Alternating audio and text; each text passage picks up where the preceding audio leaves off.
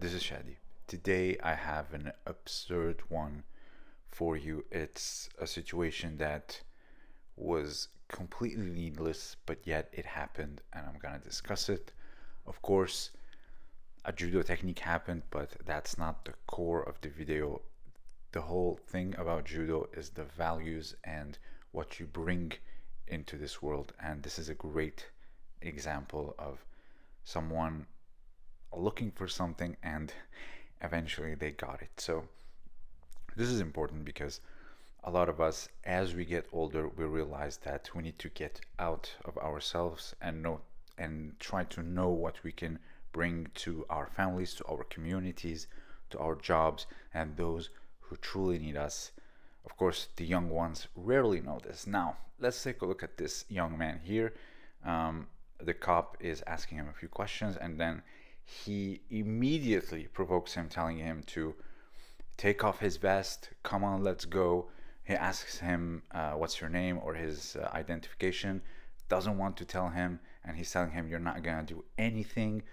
Very disrespectful, but at the same time showing a lot of challenge, and also that he is a menace by telling him to take off the vest multiple times and see what happens, whatever. And in my opinion, the cop is being a little too patient. Here, look, he's twice his size, and then finally turns him over, exposes the leg, ko sotogake, puts him down gently. And I gotta say, I was not the big fan of ko sotogake. It can be an opening to a lot of techniques like foot sweeps, uranage, etc. But here, to see it being applied like this, especially after he turned his arms and just hooked the leg gently and put him down gently, I kind of have a newfound respect for this technique, because it is a very controlled technique, unlike say osoto, because osoto you really go out, so you still can put them down gently, but the impact can be much more intense. So this is the technique that happened. You can find the full video with the audio on BJJEE on Instagram, and he finishes it with a knee on belly, controls him, and put your hands behind your back, and eventually gets him. Now, guys, understand something, that a lot of the situations that you either create or find yourselves in are usually the result of your choices and your worldview. Okay, it's very important to know this. Your worldview and your values dictate your actions, and your actions have consequences. So if I am someone, let's say, that is very much into my community and my training, I'm going to be surrounding myself with people who are like me. Maybe they go to church or to synagogue or wherever it may be. Also, we have these family meetings, the dojo, the gym. It's this very growth-inducing environment that I have created for myself and for others, simply due to my values and to my worldview. And on the opposite, the same can happen. If I am someone that's into nihilism and into the now and quote loving myself and being in the moment, I'm probably gonna put myself in a lot of bad situations as well, like say clubbing too much, substance experimentation, and even also addiction. And all these places and all these situations and all these habits can also be destructive, and I'm gonna put myself in a situation where probably I'm gonna endanger myself or the people that I am with.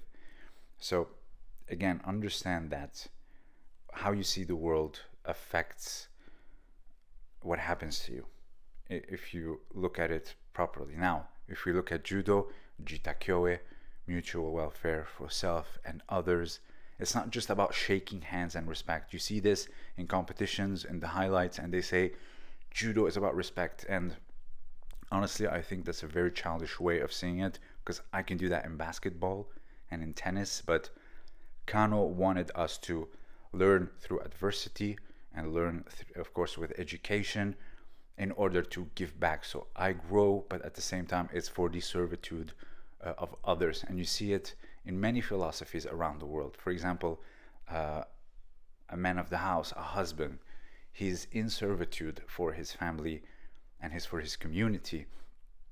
And what you guys, I hope a lot of you understand this by now, but I'm sure many do, that the older you get, as a man, I can speak for men only, you notice that what brings a lot of happiness and satisfaction is servitude that's being repaid with appreciation and respect. No one wants to serve his kids, his wife, and his community and be repaid with disrespect and lack of appreciation. That's insane.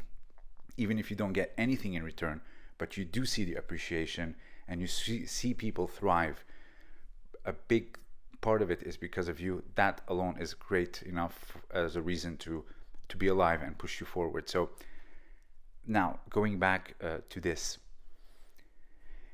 I will say to this young man, I don't know who he is, I don't know what's his life like, but as he looks like he's trying to look cool, he's trying to impress those taking videos, his friends maybe are around. He's in that stage where, you know, remember those that when the professor turns around to write on the board, you know, people are snickering and saying things and they think they're cool, but, you know, they're just trying to impress whoever is around them. And look, we've all been young, we've all been insecure, and we wanted that quick validation from others, but that's not how you go about it the older you get.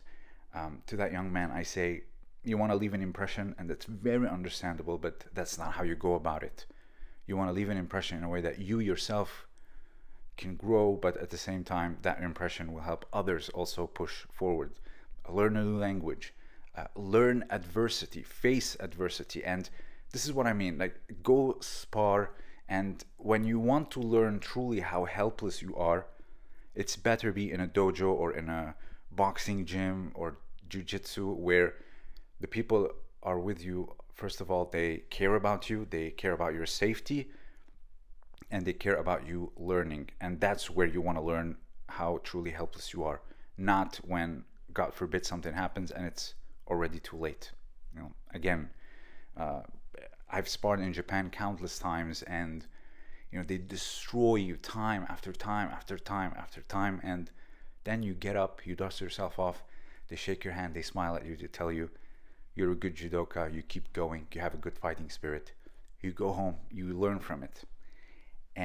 But on the street, you know, God forbid, his head bounces off or hits a part of the car where his head bursts open, whatever it may be, then it's too late. So, guys, it's important that we really have some type of discussions, talks. Look at the Valente brothers. They have these slideshows. They project them. They talk. They do these things. Mifune, if you read about his account, a lot of students says that they would talk too much. Kano Shihan, also in university when he taught, and also at the dojo, they would discuss things. It's not just grip, go, fight, whatever, you know, Shido here, 2 points, whatever. It's much bigger than that, because truly when the hammer drops, you know, outside, whatever happens, all that stuff, the gripping, the little strategies, they're insignificant at the end of the day. So, guys, make sure you grow the healthiest worldview possible, because hopefully down the line it will lead to good things for you and everyone that is surrounding you, and ultimately build a better society, as Kano Shihan always wanted. This was Shadi, and thank you for listening.